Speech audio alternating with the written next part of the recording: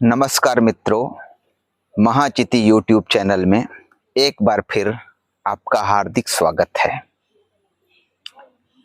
Physics के teacher ने बताया सेल मतलब बैटरी, बायोलॉजी के टीचर ने बताया सेल मतलब कोशिका, राजनीति विज्ञान के टीचर ने बताया सेल मतलब जेल का एक खास हिस्सा जिसमें कैदी को रखा जाता है। दोस्तों ने बताया सेल मतलब मोबाइल, अर्थशास्त्र के टीचर ने बताया सेल मतलब बिक्री, और जब अपने परिवार के बीच पहुंचा तो पता चला सेल मतलब विशेष डिस्काउंट का अवसर बाजार में जो अभी खुला हुआ है। सेल एक शब्द, अर्थ इतने अलग अलग। यह जो चुटकुला है भाषा में श्रुति संभिन्नार्थक शब्दों की स्थिति की ओर संकेत करता है। अर्थ की दृष्टि से भाषा में शब्दों का कई तरह से विचार किया जाता है और कई अलग अलग स्थितियां बनती हैं। जैसे कुछ शब्द एकार्थी होते हैं, कुछ शब्द अनेकार्थी होते हैं, कुछ शब्द आपस में पर्यायवाची वाला रिश्ता रखते हैं, यानी उनका अर्थ एक होता है लेकिन शब्द यानी ध्वनि के स्तर पर उनकी संरचना अलग अलग होती है। और कुछ शब्द इस तरह से युग्म में होते हैं जिन्हें विपरीतार्थक युग्म कहते हैं, उल्टे अर्थ वाला जोड़ा कहते हैं, जैसे आकाश पाताल।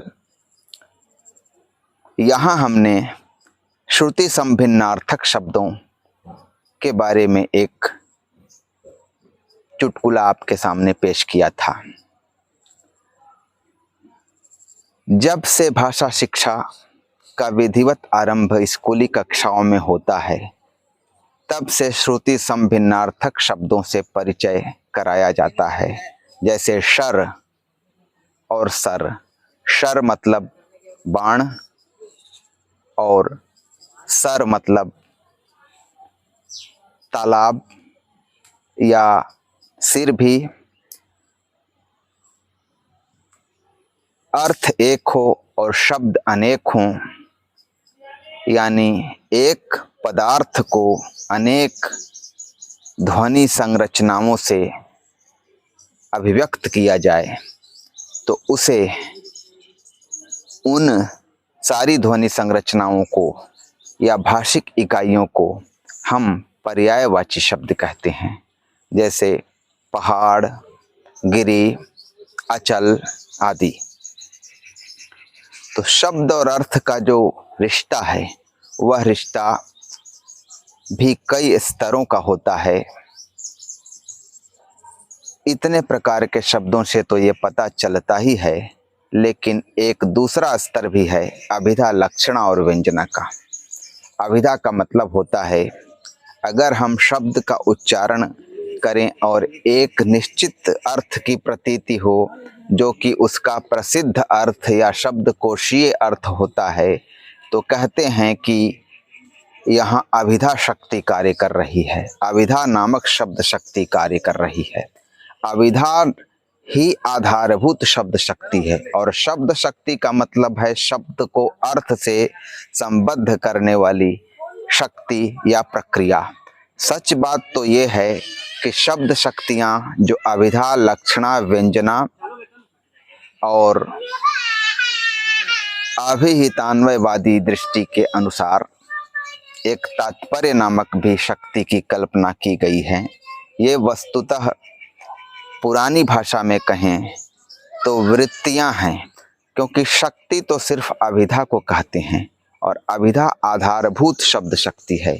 यदि हम यह कह रहे हैं कि एक गाय चर रही है, मान लिया सामने के मैदान में एक गाय नामक प्राणी विशेष मौजूद है और वह चर रही है, तो यहाँ गाय चर रही है में गाय का अभिधा वाला अर्थ बोधित हो रहा है। अभिधा प्रसिद्ध या शब्दकोशीय अर्थ को बोधित करने वाली शक्ति है, लेकिन कई बार ऐसी स्थितियां आती हैं कि हम अभिधा से काम नहीं चलाते हैं। आए दिन हम इस तरह के प्रयोग के अभ्यस्त होते हैं। महंगाई आसमान छू रही है। अब महंगाई एक भाववाचक संज्ञा है और आसमान एक अमूर्त तरह की चीज। वो महंगाई नामक भाव आसमान के साथ कैसे स्पर्श का रिश्ता बनाएगी? यह वस्तुतः लक्षणा का प्रयोग है। मतलब आसमान चूंकि बहुत ऊंचा होता है या आसमान जैसी कोई चीज है ही नहीं, केवल एक दृष्टि का भ्रम है और हम मान के बैठे हैं कि वो सबसे ऊंची चीज है, तो महंगाई आसमान छू रही है मतलब महंगाई बहुत अधिक बढ़ गई है। इसी तरह से बातचीत करते हुए अक्सर हम कहते हैं कि ये आदमी तो बिल्कुल गधा है। अब आदमी कैसे गधा हो सकता है? आदमी एक खास प्राणी का नाम है और गधा एक खास प्राणी का। आदमी गधा कैसे बन सकता है? वस्तुतः यहाँ पर गधा का अर्थ प्राणी विशेष नहीं है, बल्कि गधा से मूर्खता का रिश्ता समाज ने जोड़ के रखा है। हालांकि यह भी एक लोक विश्वास है कि गधा मूर्ख होता है। गधा उस तरह से बुद्धि के मामले में कमजोर होता है, इसका कोई जीव वैज्ञानिक साक्ष्य हमारे पास नहीं है। इस तरह का कोई अध्ययन शायद नहीं है, लेकिन गधे के ऊपर मूर्खता का आरोप समाज ने पहले से कर रखा है, जैसे गंगा के ऊपर पवित्रता का आरोप कर रखा है। तो आदमी को हम कह रहे हैं कि आदमी गधा है, यानी यदि उसकी बुद्धिहीनता या कम बुद्धि की स्थिति से हम ऊब के या व्यंग्य में यह प्रयोग करते हैं तो अर्थ होता है आदमी गधा है मतलब आदमी मूर्ख है। जैसे वह व्यक्ति तो बिल्कुल गंगा है, गंगा के साथ पवित्रता का एक आरोपित रिश्ता है। विशेषकर उत्तर भारतीय हिंदू समाज के लिए यह सत्य है। तो हम गंगा शब्द का प्रयोग पवित्रता के लिए करने लगते हैं। सड़क पर घर है, मेरा घर सड़क पर है, कई बार ऐसा भी प्रयोग हम करते हैं। तो इसका भी आशय लक्षणा शक्ति से ही लगाया जाता है, अर्थात मेरा घर सड़क के एकदम पास है। अब इसके बाद की जो तीसरी वृत्ति होती है उसे व्यंजना कहते हैं। व्यंजना में एक विलक्षण अर्थ की प्रतीति होती है। यदि हम इसी बात को कहें मेरा घर सड़क पर है और इसका अर्थ यह निकलने लगे कि मेरे घर में बहुत शोर शराबा है, मेरे घर में कोलाहल का साम्राज्य है, या मेरे घर में आए दिन 2 4 10 मेहमान टपकते रहते हैं जिससे मैं बहुत परेशान हूं, तो मेरा घर सड़क पर है एक व्यंजनात्मक प्रयोग है। व्यंजना में एक ऐसा विलक्षण अर्थ निकलता है जो शब्दों के सामान्य अर्थ या संबंधित अर्थ में मौजूद नहीं होता। मेरा घर सड़क पर है का अर्थ यदि यह निकले कि मेरा घर सड़क के पास है तो यह तो संबंधित अर्थ है। सड़क का विस्तार करते हुए हमने यह अर्थ निकाला कि सड़क के पास है, सड़क पर तो नहीं हो सकता लेकिन सड़क के पास है। लेकिन मेरा घर सड़क पर है का अर्थ यदि यह निकल जाए कि मेरे घर में शोर शराबा बहुत है और आए दिन आगंतुकों के चलते मेरी परेशानी बढ़ी रहती है। अतिथि देवो भव का सिद्धांत जो किसी पुरातन युग में था, वह सिद्धांत तो पूरी तरह से फेल कर चुका है, क्योंकि कभी कभार छठे छमा से कोई किसी के घर कभी आता था आवागमन की असुविधा के चलते, तो इस तरह की अवधारणा का होना स्वाभाविक था क्योंकि एक उत्कंठा होती थी। लेकिन मेरा घर सड़क पर है का अर्थ मैं अतिथि देवों या आगंतुकों से परेशान हूं, यह निकलने लगे तो यह व्यंजना का प्रयोग हुआ। अभिधा, लक्षणा और व्यंजना को एक बार फिर से समझ लें। पहली बात, शक्ति शब्द अभिधा के लिए सबसे पहले प्रयुक्त हुआ था। बाद में इस शक्ति शब्द का विस्तार हुआ तो कहा गया कि शब्द शक्तियां 3 होती हैं। अभिधा मतलब प्रसिद्ध अर्थ या शब्द कोशीय अर्थ या लोक सिद्ध अर्थ को प्रकाशित करने वाली, अभिव्यक्त करने वाली शब्द शक्ति। जैसे पेड़ का अर्थ पेड़, गाय का अर्थ गाय और गधा का अर्थ गधा नामक प्राणी विशेष, तो अभिधा शब्द शक्ति का इस्तेमाल हुआ। लेकिन यदि गाय का अर्थ निरीह या मासूम या कुछ कुछ पवित्रता के भाव से मिश्रित व्यक्त होने लगे तो हम कहते हैं कि लक्षणा शक्ति का प्रयोग यहाँ है। जैसे उस व्यक्ति से यह काम होना संभव नहीं है, वह तो बिल्कुल गाय है। तो लक्षणा में मुख्य अर्थ की बाधा होती है। जैसे गाय का मुख्य अर्थ तो है कि एक चौपाया विशेष, एक स्तनधारी चौपाया विशेष जो दूध देती है, जिसे लोग दूध के लिए पालते हैं। लेकिन गाय का अर्थ यदि यह निकलने लगे कि यह व्यक्ति बहुत सीधा है, बहुत निरीह है या कुछ कुछ इसमें पवित्रता जैसा भाव है, तो यह लक्षणा का अर्थ है। अब गाय का अर्थ अभिधार्थ में नहीं, लक्ष्यार्थ में प्रकट हो रहा है।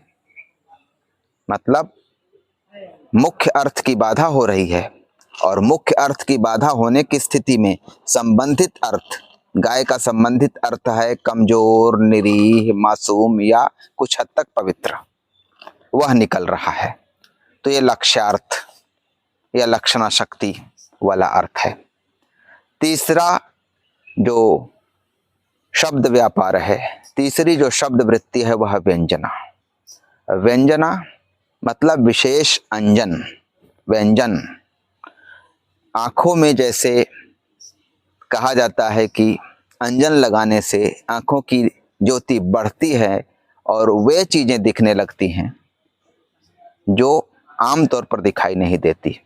तो व्यंजना शक्ति से ऐसा अर्थ अचानक प्रकाशित हो जाता है, बिजली की कौंध की तरह, जो अभिधा और लक्षणा के माध्यम से अभिव्यक्त होना, प्रकट होना, प्रकाशित होना संभव नहीं है। अभी हमने सड़क का उदाहरण दिया, उसी तरह से मध्यकाल के और प्राचीन काल के जो काव्यशास्त्री थे, जो पुराने काव्यशास्त्री थे, काव्यशास्त्रियों की जो पुरानी पीढ़ी थी, उसमें एक बहुत प्रसिद्ध उदाहरण चलता था, गंगायाम घोषः। गंगा नदी के बीच आभीरों की बस्ती। अब यह संभव है कि गंगा नदी के बीच कोई मानव बस्ती हो, कोई मानव रहते हों? बिल्कुल नहीं। तो ये लक्षणा शक्ति का एक बेहतर उदाहरण था। लंबे समय तक यह उदाहरण प्रस्तुत कर काव्यशास्त्रियों ने लक्षणा शक्ति को उद्घाटित करने का प्रयास किया। और इसी में यदि विलक्षण अर्थ शामिल हो जाए कि गंगा की तरह पवित्र बस्ती, गंगा की तरह शीतल बस्ती, तो ये सब अर्थ हमारी विशेष भावनात्मक कल्पना से निकले हुए अर्थ संभव हैं, तब यहाँ व्यंजना होती है। तो सड़क पर घर वाले उदाहरण से भी आप समझ सकते हैं कि सड़क पर घर का अर्थ यदि सड़क के पास घर है, इतना ही अर्थ निकले, संबंधित अर्थ निकले, तो लक्षणा शक्ति का प्रयोग माना जाता है। लेकिन सड़क पर घर का यदि अर्थ यह निकले, शोरगुल, अतिथियों के बेमतलब के आगमन से परेशानी आदि, तो यह विलक्षण अर्थ है, व्यंजना का अर्थ है। और अभिहितान्वयवादी दृष्टि से एक और शब्द शक्ति या शब्द वृत्ति है, उसका नाम है तात्पर्य। अभिहितान्वयवादी दृष्टि पर इस मंच पर एकाधिक बार चर्चा हुई है कि वाक्यस्थ जो शब्द या पद प्रयुक्त होते हैं उनको आपस में जोड़ने से वाक्य की सत्ता है। यह विचार है अभिहितान्वयवाद, जिसके प्रवर्तक मीमांसा दर्शन के विख्यात मनीषी कुमारिल भट्ट थे। तो अभिहित यानी जो कथित पदों का अर्थ है उनका अन्वय करने से वाक्य की सत्ता है। तो यह विचार अभिहितान्वयवाद है। और इसको खंडित करने वाला दूसरा विचार मीमांसा दर्शन के प्रसिद्ध विद्वान प्रभाकर मिश्र का है, जो कुमारिल भट्ट के शिष्य रहे हैं। अन्विताभिधानवाद, उसके अनुसार वाक्य की सत्ता ही मौलिक है। वाक्य अपने आप में एक मौलिक इकाई है। वाक्य का अर्थ अपने आप में एक नेचुरल तरीके से संसाधित होता है। वाक्य एक प्राकृतिक रूप से संसाधित होने वाली इकाई है। और वाक्य की सत्ता ही जब मौलिक है तो पदों की सत्ता उसके विश्लेषण से निकल कर आती है। वाक्य को तोड़ने से पद बनते हैं और अभिहितान्वयवाद के अनुसार पदों को जोड़ने से वाक्य बनता है। तो पदों को जोड़ा कैसे जाता है? अभिहितान्वयवादी दृष्टि के अनुसार वक्ता के तात्पर्य के अनुसार जोड़ा जाता है। तो यही है तात्पर्य वृत्ति। पदों का जो अलग अलग अर्थ है उन अर्थों को जोड़कर वाक्य की संकल्पना वाला विचार, और वह जोड़ वक्ता के तात्पर्य के अनुसार होता है। जैसे लड़की ने स्कूल में अच्छा परीक्षा फल निकाला। ये अलग अलग जो पद हैं, इन पदों को वक्ता के तात्पर्य के अनुसार हम जोड़ते हैं, तभी लड़की ने स्कूल में अच्छा परीक्षा फल निकाला, यह वाक्य सत्तावान होता है। तो यह चौथी तात्पर्य वृत्ति है। 3 शब्द वृत्तियां अभिधा, लक्षणा और व्यंजना प्रसिद्ध हैं। चौथी उतनी प्रसिद्ध नहीं है। कहा तो यह भी जाता है कि जो अभिधा, लक्षणा और व्यंजना है, 3 वस्तुतः शब्दों को उद्घाटित करने वाली वृत्तियां हैं, शब्दों के अर्थ को प्रकट करने वाली वृत्तियां हैं। लेकिन चौथी जो तात्पर्य है वह वाक्य के अर्थ को अभिव्यक्त करने वाली वृत्ति है। तो सेल जैसे एक श्रुति संभिन्नार्थक शब्द के जरिए हमने शब्द और अर्थ के संबंध पर आज के वीडियो में विचार किया। अंग्रेजी का जो सेल शब्द हिंदी में हम उच्चारित करते हैं तो एक ही तरह का ध्वनिगत स्वरूप देकर उच्चारित करते हैं, जबकि वो अलग अलग शब्द हैं, अलग अलग अर्थ तो उन शब्दों का रहेगा ही। तो श्रुति संभिन्नार्थक शब्द युग्म या शब्द त्रैत या उससे भी अधिक शब्दों का जो जमावड़ा है, उसमें यही होता है कि सुनाई दे एक तरह से लेकिन अर्थ अलग अलग हो। वस्तुतः श्रुति संभिन्नार्थक शब्द में शब्द एक से अधिक होते हैं, एक नहीं होते हैं। जैसे शर और सर, एक तालव्य श और एक दंत्य स। शर मतलब बाण और सर मतलब तालाब। इसी तरह से तरणी नौका, तरणी ह्रस्व सूर्य, तरणी दीर्घ नौका और तरुणी मने युवती। तो ये श्रुति संभिन्नार्थक शब्द हैं। सेल के बहाने हमने भाषा में शब्द और अर्थ के बीच के रिश्ते पर विचार किया। और कई प्रकार की स्थितियां उससे बनती हैं उनका भी संकेत किया और विशेषकर शब्द वृत्तियों, अभिधा, लक्षणा, व्यंजना और तात्पर्य का विचार किया और साथ साथ यह भी संकेतित किया, यह भी अभिव्यक्त किया कि अभिधा, लक्षणा, व्यंजना और तात्पर्य ये शब्द वृत्तियां हैं। शब्द शक्ति तो मूलतः बाद में इनको कहा गया, क्योंकि शक्ति शब्द पहले अभिधा के लिए ही चलता था। शक्ति का मतलब ही होता था अभिधा। सबसे मुख्य शब्दार्थ संबंध की वृत्ति अभिधा ही है। अभिधा पर ही बाकी सब आधारित हैं। तो शक्ति शब्द का जो अर्थ विस्तार हुआ उसके चलते लक्षणा, व्यंजना, तात्पर्य सबको शब्द शक्ति कहने लगे। तो इतने संकेतों और इतनी अभिव्यक्तियों के साथ आज मैं आपसे मुखातिब हुआ।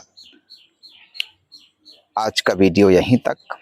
उम्मीद है कि जल्द ही किसी नए विषय पर या इस विषय की अगली कड़ी को लेकर मैं आपके समक्ष उपस्थित होऊंगा। तब तक के लिए नमस्कार। और चलते चलते यह आग्रह कर रहा हूं कि अगर यह वीडियो आपको किसी मात्रा में पसंद आता हो तो इसे लाइक करें, सब्सक्राइब करें इस चैनल को, अपने इष्ट मित्रों या परिचितों के बीच इसे साझा करें और अगर किसी लायक न लगता हो तो इसे डिसलाइक भी कर सकते हैं। धन्यवाद।